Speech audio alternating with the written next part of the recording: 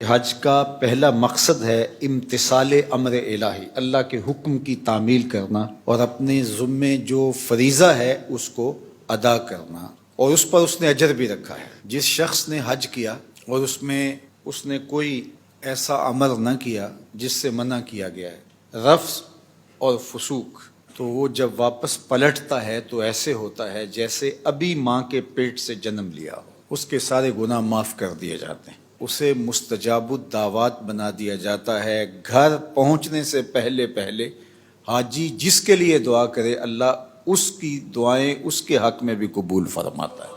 تو زندگی میں ایک مرتبہ حج فرض ہے، اور وہ بھی اس پر جو صاحب استطاعت ہے، اور اگر اللہ بار بار یا ہر بار نصیب فرمائے جب تک اس کی صحت استطاعت ہے تو یہ بھی ایک اچھی اور بہتر بات ہے۔ حج کا دوسرا مقصد رضا الہی کا حصول ہے، اور یہ حج کے علاوہ ہر نیک عمل کا مقصد ہے۔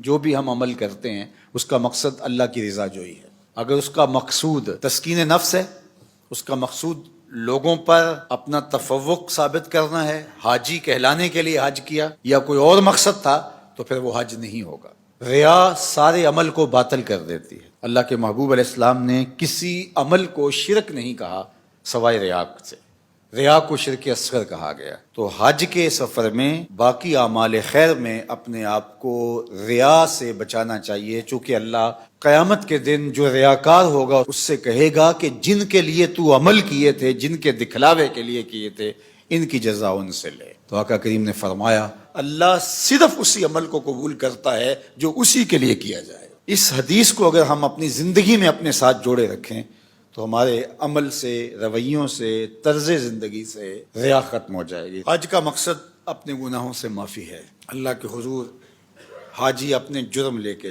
جاتا ہے۔ حضرت شیخ شبلی فرماتے ہیں حج مجموعہ ہے، ہا اور جیم۔ فرماتے ہیں ہا کا مطلب ہے حلم اور جیم کا مطلب ہے جرم۔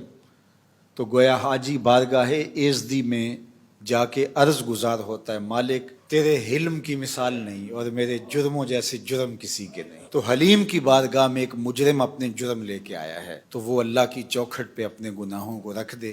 تو حج پھر ایک ایسا عمل ہے کہ جس کے نتیجے میں بندہ ایسے ہوتا ہے جیسے ابھی ماں کے پیٹ سے اس نے جنم لیا۔ تو گناہوں کی معافی کے لیے حج کیا جاتا ہے۔ حج کا ایک مقصد اجتماعیت کا عملی ظہور ہے۔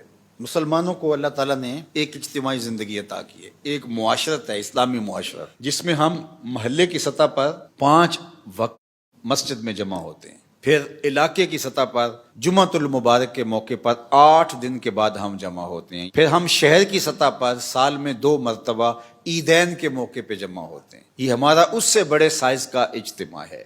اور پھر عالمی سطح پہ ہم پوری دنیا سے میدان عرفات میں، منی میں، مزدلفہ میں، حرم میں حج کے موقع پہ جمع ہوتے ہیں۔ تو یہ مسلمانوں کا عالمی اجتماعی نظم ہے اور مسلمانوں کی شان و شوکت کا ظہور ہوتا ہے۔ اور اس میں اس کے ساتھ جڑا ہوا معاملہ جو خطبہ حج ہے، پوری دنیا سے نمائندہ اجتماع ایک جمع ہے اور امام حج نے ان کو خطبہ دینا ہے۔ تو کیا وہ خطبہ رسمی ہوگا؟ مسلمانوں کا 200 ممالک سے نمائندہ اجتماع یہاں سامنے ہے، اور امام حج کی ذمہ داری یہ ہے کہ وہ رسمی کاغذ سے لفظ پڑھ کے چلا جائے گا؟ نہیں، امام حج کی ذمہ داریوں میں شامل ہے کہ وہ پورے سال کا لائحہ عمل امت مسلمہ کو دے۔ یہ ہے حج کا مقصد، تاکہ امت ایک ہوم ورک لے کے جائے۔ حکمران بھی وہاں موجود ہیں، عوام بھی وہاں موجود ہیں، علماء بھی موجود ہیں، سرمایہ دار بھی موجود ہیں، مخیر بھی ہیں، غریب بھی ہیں، مجاہدین بھی ہیں، سب وہاں موجود ہوں گے۔ تو امام حج کا خطبہ اس سال کس موضوع پہ ہونا چاہیے کہ ہم نے فلسطین کے ان مجبوروں کو کیسے آزاد کروانا ہے۔ اس میں حکمرانوں کی ذمہ داری کیا ہے، علماء کی ذمہ داری کیا ہے، امراء اور مخیر حضرات کی ذمہ داری کیا ہے، مجاہدین کس طرح کام کریں، اس کو ایک مربوط لائحہ عمل تیار کر کے لوگوں کے سامنے رکھنا ہوگا، ایک ہوم ورک دینا ہوگا۔ اس وقت الحاد کا فتنہ ہے اور جو فتنے امت کو درپیش ہیں، اس وقت ہم باہمی افتراق کے اندر مبتلا ہیں، انتشار میں مبتلا ہیں۔